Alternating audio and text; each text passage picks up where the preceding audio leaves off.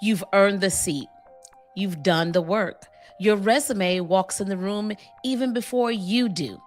Yet, the moment the conversation starts to get weighty, the moment all eyes are on you, something starts to happen. You start to shrink. Your voice gets smaller. Your position in the chair starts to get smaller. Your points get softer, and you try to qualify the thing you already know is true. Later in the car, after you leave, you start to replay that moment and think, why did I do that again? I'm more qualified. I'm qualified to be in that room. If that is you, I want you to stay with me because what you're experiencing is not a confidence problem. It's something much deeper. And once you see it, you can't unsee it.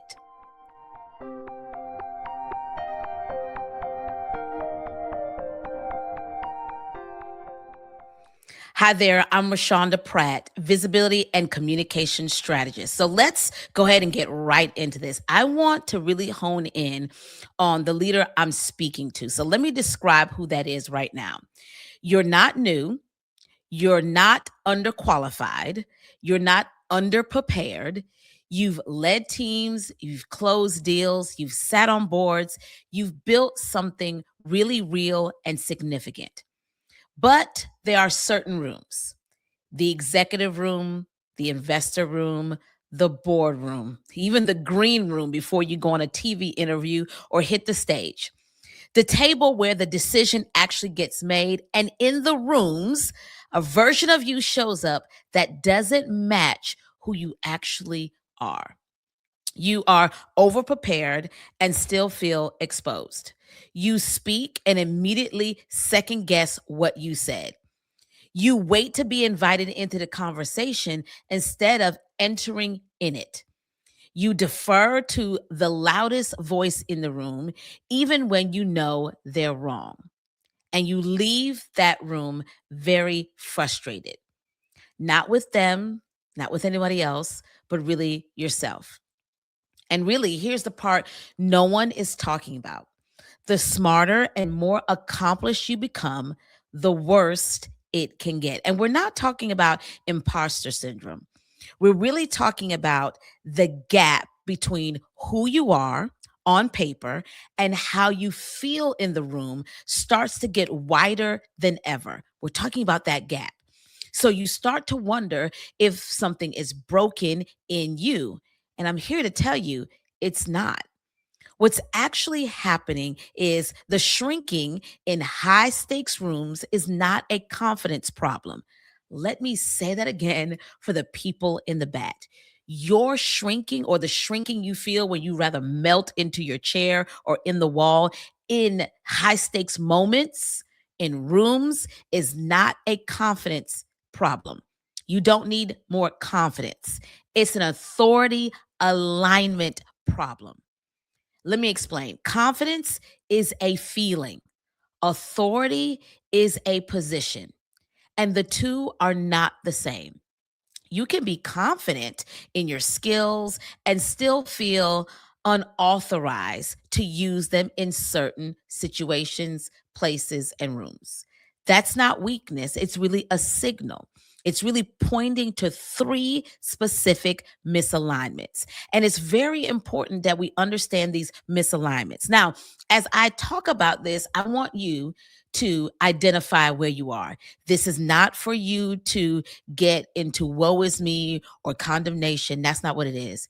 It really is an opportunity for you to finally give language to where the gap is. We can't fix what we don't acknowledge. And so now we're going to give you language to what you've been feeling and what you've been experiencing. So, misalignment number one is unauthorized identity. So, you're qualified on paper, but unauthorized in your own identity. Your resume and all the work that you do says that you belong, but internally in here, you haven't given yourself permission to occupy what your resume promises.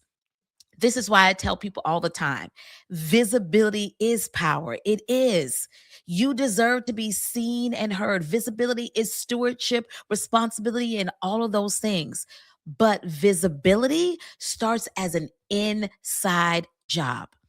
For those of you who are intentional about your leadership and you know that you're called to be a visible leader, it starts in the inside and works its way out. We never start on the outside and work our way in. And so there's a quiet voice that's telling you, yes, but they don't know the real me. Yes, but I got lucky. Luck. Luck has nothing to do with it. You've done the work. Yes, but if they knew what I don't know, you keep telling yourself that that is what positions you to be humble. Humility is being honest about your gifts and your gaps. Let me say that again. Humility is about being honest about both your gifts and your gaps. The voice that you keep hearing is really the unpermissioned identity. So, this is why you shrink in the rooms that matter, in the conversations that you are called to speak up, because until you address that, external validation cannot fix rather an internal authorization problem.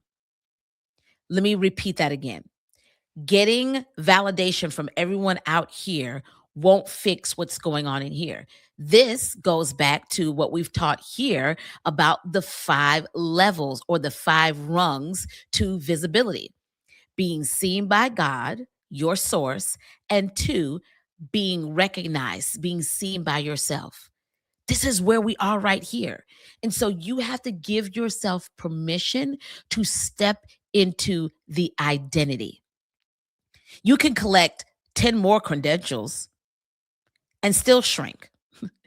Ask me how I know, because I see it with many of the leaders that I work with. I remember working with a particular leader who was running for office. 20 years this woman had under her belt, and yet people were still trying to minimize her 20 years of work and service. I remember talking to another client who worked in a particular industry, had all the credentials, and yes, wasn't leading with it, was actually mentioning it as the last thing when it came to him talking to clients about why they should pick him and his skill set. We have to get to a point where we see our identity first. We have to give ourselves permission to see our own authority. Misalignment number 2 is performed versus embodied authority. Now, here's a distinction that most leaders never hear. Performed authority is loud. Embodied authority is settled. It's calm. So, perform authority looks like trying to over explain, trying to quantify, right, your credentials and who you are. It rushes, it tries to dominate the conversation because it's afraid of silence, or it does the opposite. It disappears, hoping no one notices it doesn't feel ready. Embodied authority does something very different. It holds the room without needing to fill it. Sidebar: if you find yourself in a sales conversation and it gets quiet and the other person gets quiet after you've told them what the investment is, and then you feel the need to fill the air and try to justify why the price is the price, ding, ding, ding, ding. This is exactly what I'm talking about. See, embodied authority listens without losing position. It speaks once and the room leans in. So if you're shrinking, it's often because you've been trying to perform what you haven't yet embodied. That is so good. Trying to show up as something that you have not embraced first, that you have not embodied. I'm a visibility and communication strategist. I embody that, not just because of 20 years working behind the scenes as a television news producer, not only because of working with brands like LinkedIn Learning and the Kellogg Foundation and Boeing. No, I embody this because what I live this. This is where we get authenticity. This is my authentic self. I live visibility. I embody this work of communication. I was the kid, if you saw one of my baby pictures, my mouth was open like I had something to say. I embody this. So, how can imposter syndrome come and meet me when you understand, no, this is who I am? This is who I am. So, I don't have to perform. One of the declarations that I give my clients, and I believe in speaking words of life over yourself. And one of the things that I love to say is, I have nothing to prove, but all to give. I have nothing to prove, but all to give. See, performance is exhausting. And many of you are exhausted because you are performing instead of just embodying who and what you are and go be it.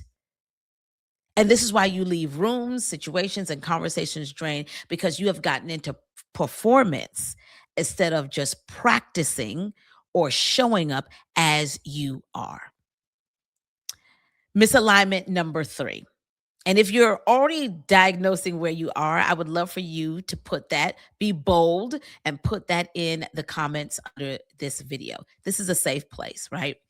Misalignment number 3, presence as performance. So a lot of leaders walk into high stakes rooms and conversations thinking, what do I need to say to prove that I belong here? Wrong question. That question puts you on trial in a room that you were invited to. The question we all should be thinking is, what do I need to bring of who I already am? I remember when I first started in the digital space here, I used to say all the time, I'm just trying to make my corner of the internet better. That's the example of this. Presence isn't about something you perform, it's about what you carry. It's not about, I'm going to now put on this. No, I'm going to show up with what I have to give, what I have to share. And you cannot carry into a room what you first haven't claimed in private. Before I was ever Rashonda Pratt to you, before I was ever the Rose Show Live to you, that's who I am in private. In my private prayer time, in the times of conversations I have with myself and what I say to myself, it's what I've already claimed privately before I could ever show up publicly in declaring and doing this. And I think this is where we get into the misalignment when we're speaking about being a visible leader, because many people are trying to claim something that in public that they have not settled, they have not embodied in private. And then that's where you get into the misalignment, where people are saying, but I thought you were this, but that's not who I see here. This is where we get into character and congruency. So this is why I teach visibility is power, because visibility without alignment is just noise. A misaligned leader in a high stakes room doesn't sound powerful. They sound performative. All of us have experienced that.